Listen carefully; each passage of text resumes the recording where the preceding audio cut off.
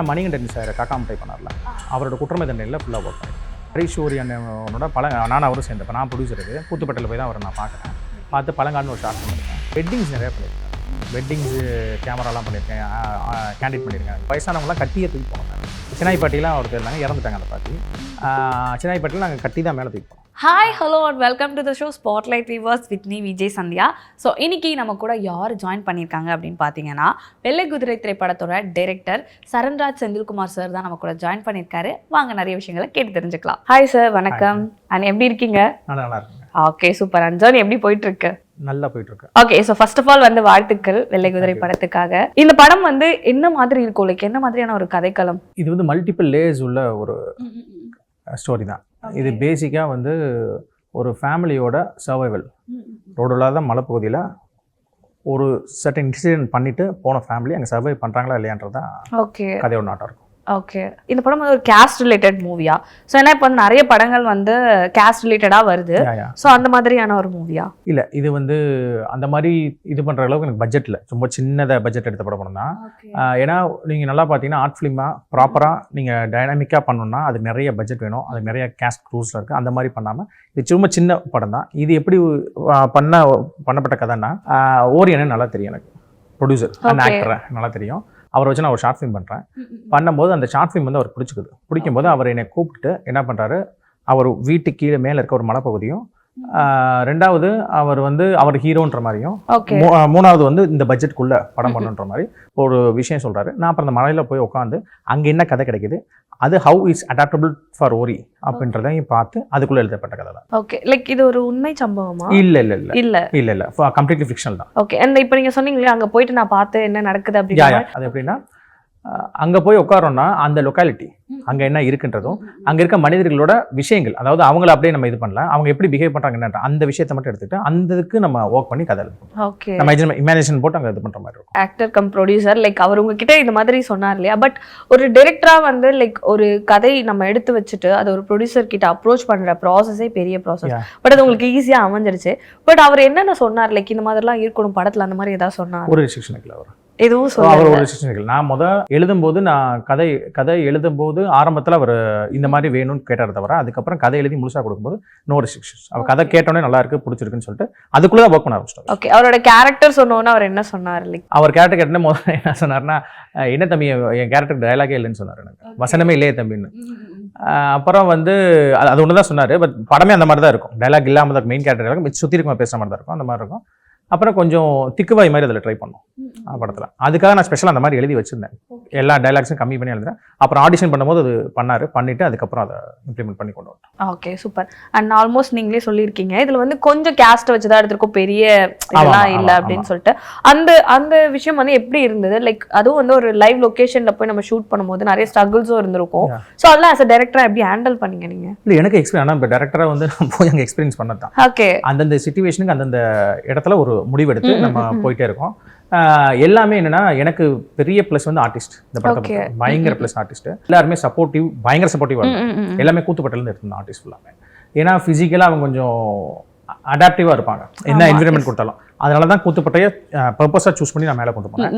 அதே மாதிரி அங்கே போன அப்புறமும் அவங்க நல்லா எனக்கிட்ட ஒரு கம்யூனிகேஷன் இருக்கட்டும், ஒரு ஐடியாலஜியாக இருக்கட்டும், ஒரு டெசிஷன் எல்லாத்துலேயும் அவங்க எல்லாத்துலேயும் இது பண்ணி ஒர்க் பண்ணி எனக்கு கொடுத்தாங்க. ஓகே, அண்ட் ஸ்ட்ரகிள்ஸ் கண்டிப்பாக இருந்திருக்கும் இல்லையா? அண்ட் இது முதல் படம்.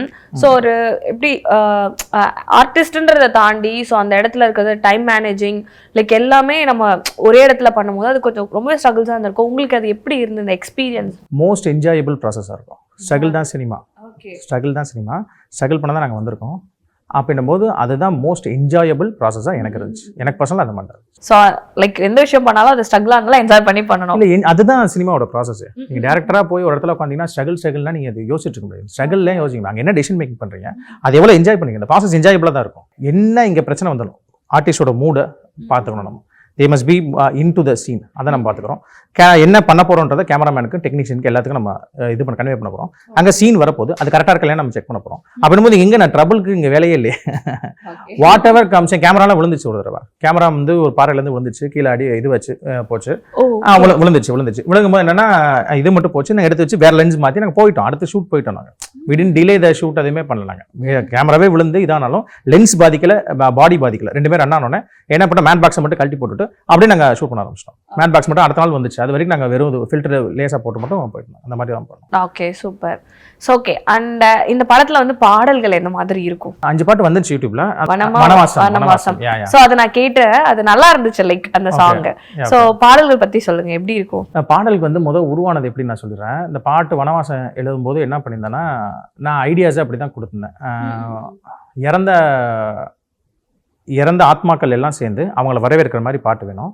ரெண்டாவது எனக்கு மியூசிக்கலாக வந்து எப்பவுமே காட்டுக்குள்ளே போனால் ஒரு மியூசிக்கல் பண்ணுறாங்க, அது வேண்டாம். ஒரு கப்பலில் போனால் எப்படி மியூசிக்கல் இருக்கும், ஒரு சவுண்ட் எப்படி இருக்குமோ அந்த மாதிரி ஒரு மியூசிக்கல் பண்ணலாம் அப்படின்னு சொல்லி அந்த ஐடியாஸையே நான் முதல் கொடுத்தேன். அப்புறம் லிரிக்கேட்டர் தமிழ் மணின்னு இருக்கான், அவன்கிட்ட பேசும்போது நான் அந்த கேரக்டர்ஸோட சைக்காலஜி அங்கே என்ன வேணும், கதை என்ன மாதிரி சொல்ல போகுது அப்படின்னும் போது அவன் கரெக்டாக அந்த வார்த்தையை பிடிச்சான். வனவாசம் தான் அவங்க போகிறாங்கன்ற வார்த்தையை பிடிச்சான். அப்போ நல்லா இருக்கு, இந்த வனவாசத்தில் இந்த பாட்டு பிடிக்கும், அந்த வனவாசல் பிடிச்சி.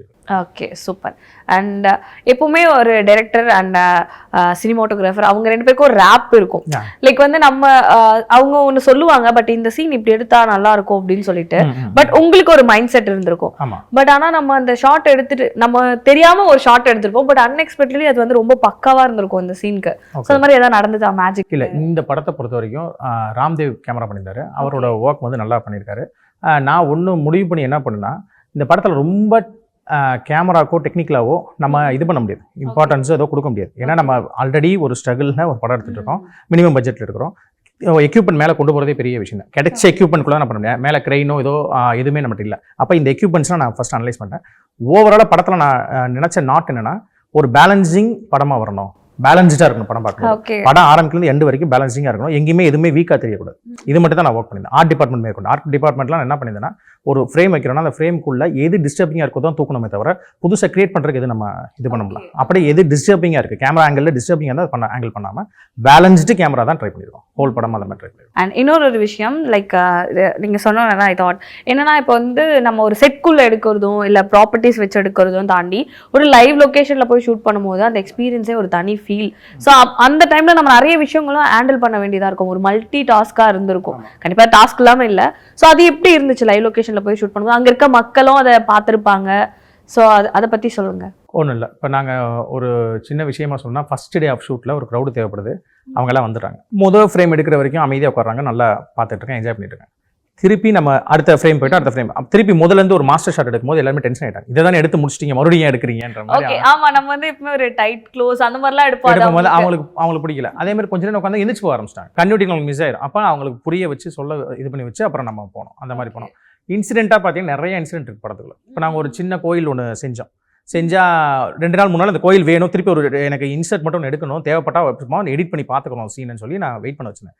அந்த கோயில் வச்சிருந்தோம், அதை வச்சுருந்தோம். அப்படி ஒரு அக்கா வந்துட்டாங்க, கதவு கிட்டத்தட்ட ஈவினிங் நினைக்கிறேன். ஈவினிங் வந்து அந்த அக்கா தட்டிட்டு, இந்த மாதிரி எனக்கு அந்த இதுகிட்ட வச்சது வந்து எனக்கு சாமியை இறங்குது, நம்ம கல்லை சும்மா வச்சோம், இது பண்ணி வச்சு நாங்களாக தான் ஒரு கோயில் மாதிரி கிரியேட் பண்ணோம், அவங்களுக்கு சாமி வந்து இறங்குது, அந்த கல்லை எடுங்கன்ட்டு.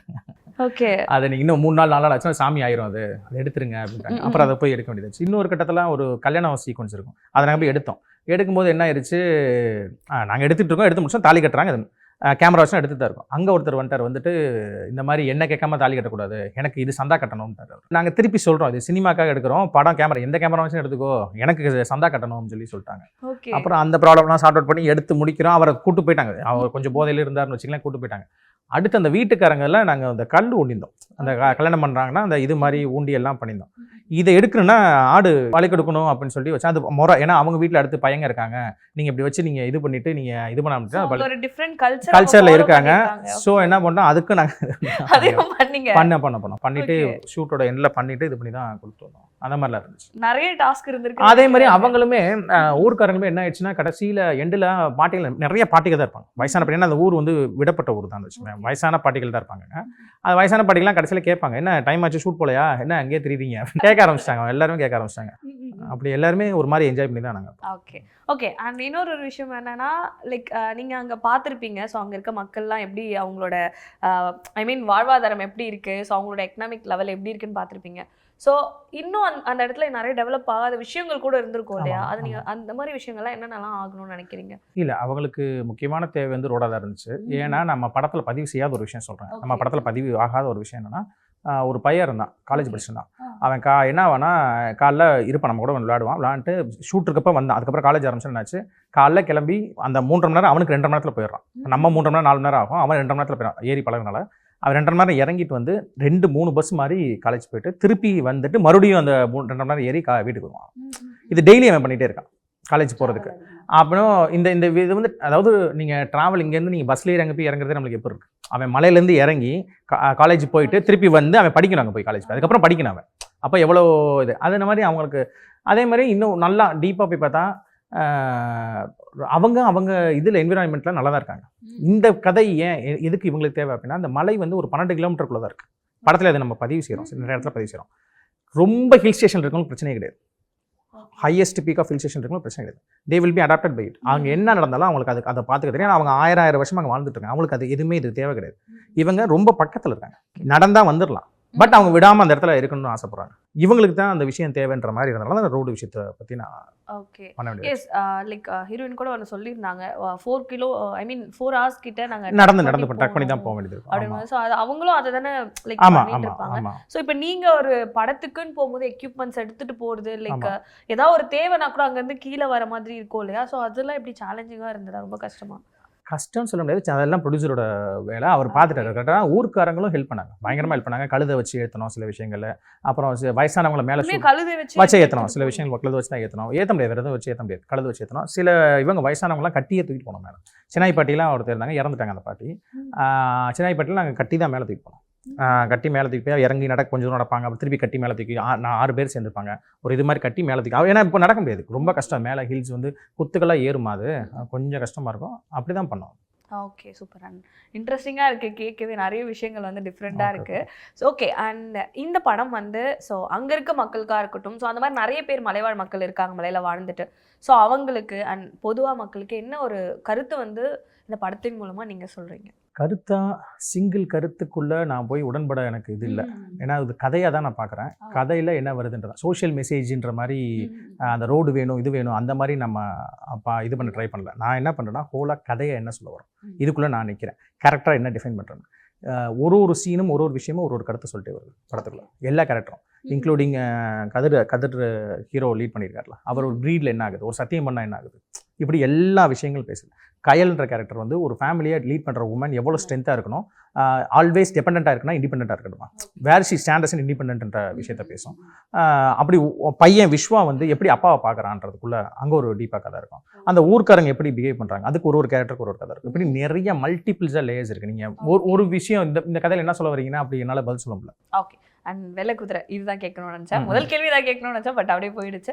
வெள்ளை குதிரை அப்படின்னு இந்த படத்துக்கு டைட்டில் வைக்க ரீசன் என்ன? வெள்ளை குதிரை அப்படின்னு வச்சிருக்கலாம், வெள்ளை குதிரை அப்படின்னு வச்சிருக்கலாம், ஈக்கு சேர்த்துக்கலாம், எல்லாமே மாற்றிக்கலாம். இப்போ வெள்ளை குதிரைன்றது ஒரு ப்ரொனன்சியேஷனில் வருது. இந்த வெள்ளை குதிரைன்ற ப்ரொனன்சியேஷனை யார் எங்கே சொல்கிறா படத்தில், இது ரொம்ப முக்கியமான நாட்டு. வெள்ளை குதிரை எங்கே வருது படத்தில் எண்டில் ஒரு இடத்துல வெள்ளை குதிரை வருது, அது வருதா வரலையா என்ன தெரியுது அப்படின்றதுக்குள்ள ஒரு நாட்டு ரெண்டு சேர்ந்ததுனால தான் வெள்ளை குதிரை டைட்டில் வைக்கிறது. ஓகே, அண்ட் நீங்கள் சொல்லுங்கள், சரண் வந்து எங்கேருந்து ஜேர்னி ஸ்டார்ட் பண்ணார், எப்படி வந்து உங்களுக்கு வந்து மீடியாக்குள்ளே வரணும் இன்ட்ரெஸ்ட் வந்துச்சு, எங்கேருந்து ஸ்டார்ட் ஆச்சு உங்களோட ஜேர்னி கம்ப்ளீட்லி? எனக்கு ஜேர்னி ஸ்டார்ட் ஆனது வந்து எக்ஸாக்டாக சொல்லணும்னா 11th படிச்சுட்டு இருந்தேன் நினைக்கிறேன். 11th படிக்கும்போது 100 Years of சினிமான்னு இருந்துச்சு. அப்போ வந்து நம்ம எல்லாரும் சினிமா பார்க்கும்போது நம்மளும் பார்ப்போம், ஒரு ஆர்வமான படம் இருக்கும் இது பிறகு தான். அதில் நான் என்ன பண்ணேன்னா பட்ஜெட்டட் மூவி தான் பெரிய மூவின்னு நினச்சிப்பேன். பட்ஜெட்டடாக ஒரு படம் எடுத்தால் தான் நல்ல படம், பட்ஜெட் இல்லாமல் எடுக்கிறப்ப வந்து நல்ல படம் இல்லை அப்படின்றத நான் ஃபிக்ஸ் பண்ணியே இருந்தேன். இப்போ என்னது 100 Years of சினிமாவில் ஒரு 2 பேர் யாருனே தெரியாத 2 பேர் எங்கள் ஸ்கூலில் வந்து ப்ரொஜெக்டர் வச்சு படம் போட்டு காட்டுறாங்க. அப்போ நான் என்ன பண்ணுறேன், அந்த ப்ரொஜெக்டர் ஆப்ரேட்டராக நான் வந்து இருக்க வேண்டியிருக்கு. குழந்தைங்களுக்கு தான் போட்டு காமிக்கிறேன். ஒரு 5th ஸ்டாண்டர்ட்குள்ளே இருக்கிறவங்க போட்டேன். நான் 11th நான் வந்து அங்கே நிற்க சொல்லிட்டேன். நீங்கள் என்ன ஊர்? மதுரை. அப்போ அக்ஷரா ஸ்கூல்னு ஒரு ஸ்கூலில் தான் படித்தேன் நான். அங்கே தான் இது நடக்குது. அது ரொம்ப இதாக லிமிட்டட் பர்சன்ஸாக இருப்பாங்க ஸ்கூலில். அப்போ நான் வந்து போட்டு காமிக்கிறேன். அப்போ ரெட் பலூன் ஒரு படம் ஃப்ரெஞ்ச் மூவி போட்டுருக்காங்க. அந்த மூவி வந்து என்னென்னா வெறும் பலூன் ஒரு குட்டி பையன் மட்டும்தான் இருக்காங்க. அப்படின்னும் போது என்னென்னா கரெக்டாக 1 hour போகும் நினைக்கிறேன் அந்த படம். 1 hourக்கு நான் அந்த இடத்த விட்டு அசையவே இல்லை. அந்த படத்தில் எந்த பட்ஜெட் இல்லை எதுவும் இல்லை, அது எதுவுமே தெரில. அந்த குட்டி பையன் அந்த பலூன் மட்டும் தான் இருக்கான், ஹீரோயிசம் இல்லை, எதுவுமே இல்லை. அப்போ தான் எனக்கு என்ன பவுண்ட் ஆச்சுன்னா, emotions is the core of the இதுன்னு பவுண்ட் ஆச்சு. அப்போ எப்படி இந்த படம் உருவாச்சு என்ன ஆச்சுன்னு போது தான் எனக்கு அந்த சினிமாக்குள்ளே வரணுன்ற ஐடியா கிரியேட் ஆச்சு. ரெட் பலூன் தான் கிரியேட் ஆச்சு. ஸோ அப்படி தான் ஸ்டார்ட் ஆச்சு. ஓகே. அண்ட் இந்த படத்துக்கு முன்னாடி கண்டிப்பாக ஏதாவது ப்ராஜெக்ட்ஸ்லாம் பண்ணியிருப்பீங்களே, அது என்ன பண்ணீங்க? நான் மணிகண்டன் சார் காக்காம் ட்ரை பண்ணார்ல, அவரோட குற்றமை தண்டனையில் ஃபுல்லாக ஒர்க் பண்ணியிருக்கேன். நான் அவர்கிட்ட ஒர்க் பண்ணியிருக்கேன். அதுக்கப்புறம் ஹரிஷ் சூரி அண்ணனோட நானும் அவரும் சேர்ந்தேன். இப்போ நான் ப்ரொடியூசர், அது கூத்துப்பட்டில் போய் தான் அவரை நான் பார்க்குறேன். பார்த்து பழங்காடுன்னு ஒரு ஷார்ட் ஃபிலிம் எடுத்துட்டு அப்புறம் வெட்டிங்ஸ் நிறையா பண்ணியிருக்கேன். நான் வெட்டிங்ஸு கேமராலாம் பண்ணியிருக்கேன், கேண்டிட் பண்ணியிருக்கேன், அது எல்லாமே பண்ணியிருக்கேன். ஈவெண்ட்ஸ் லைக்ஸ் பண்ணியிருக்கேன். அப்புறம் ஆட்ஸ் கொஞ்சம் பண்ணியிருக்கேன். பண்ணிட்டு அப்படியே நான் என்னென்ன ஆட்ஸ் பண்ணியிருக்கீங்க? ஜேம்ஸ் பி ஸ்கூல்னு ஒருத்தவங்களோட ஆட், சின்ன பாண்டிச்சேரியில் தான் சின்னது ஜேம்ஸ் பி ஸ்கூல்னு. அப்புறம் ஆப்டெக்குன்னு சொல்லி ஒருத்தவங்களோட ஆட்ஸ் பண்ணியிருக்கேன். அந்த மாதிரி குட்டி குட்டி ஆட்ஸ் பண்ணியிருக்கேன். Okay, super. இந்த ஜேர்னியில் நீங்கள் ஒரு சில விஷயங்கள் கற்றுட்டு இருந்திருப்பீங்களே, லைக் இந்த இடத்துக்கு வரதுக்கு முன்னாடி ஒரு இடத்துலேருந்து நம்ம வந்துருப்போம், ஒரு பிளேஸ்லேருந்து. அந்த மாதிரி இருக்கும்போது நீங்கள் ஒரு சில விஷயங்கள் கற்றுட்டு இருந்திருப்பீங்க. ஸோ அந்த மாதிரி என்ன விஷயங்கள் கற்றுக்கிட்டீங்க? டெய்லி கற்றுக்கிட்டே தான் இருக்கேன். ஒரு பெரிய லிஸ்ட்டு போட்டு எழுதி கொடுக்கணும், அவ்வளோ விஷயம் டெய்லி கற்றுக்கிட்டேன். டெய்லி லேர்னிங் தான் ப்ராசஸ். லைஃப் வந்து எனக்கு அப்படி தான் பார்த்துப்பேன். டெய்லி ஒரு விஷயம் லேர்ன் பண்ணுறோம். மோஸ்ட் இம்பார்ட்டன்ட் அப்படின்றது டிசிப்ளினாக இருக்குது, அவ்வளோதான். ஓகே, டிசிப்ளின் தான் most important. Okay, super. And ரொம்ப அழகாக வந்து படத்தை பற்றியும் அண்ட் உங்களை பற்றியும் ஷேர் பண்ணீங்க. Thank you so much. அண்ட் இப்போ ஒரு குட்டி கேம் செக்ஷன் இருக்குது, நீங்கள் அங்கேருந்து இப்போ இவ்வளோ நேரம் கண்டுபிடிச்சிட்டு இருந்தீங்களே அதே தான், பட் டைலாக்ஸ் வந்து வேறையா இருக்கும். நீங்கள் அது என்ன படம், யார் ஹீரோன்னு கண்டுபிடிச்சா போதும். வேறு ஏதாவது லாங்குவேஜ் தெரியுமா? எனக்கு ஒரு லாங்குவேஜ் ஓகே, தெரிஞ்சாலும் தெரியலன்றேன். Oh my God, easy. போலாமா? போலாம்.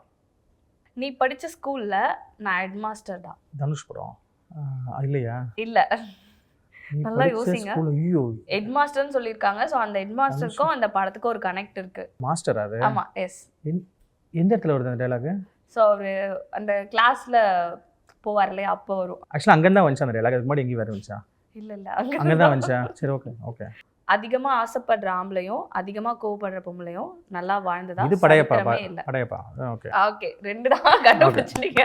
Okay, and thank you so much for coming. And once again வந்து வாழ்த்துக்கள், படம் சக்ஸஸ் ஆகும். என்ன நேர்களே, இன்னைக்கு ஷோ பார்த்துருப்பீங்கன்னு நினைக்கிறேன். ரொம்பவே சூப்பராக போயிருக்கோம். இதே மாதிரி ஒரு சூப்பரான ஷோவில் நான் வந்து உங்களை மீட் பண்ணுறேன். Until then by from Sandhya. Tata.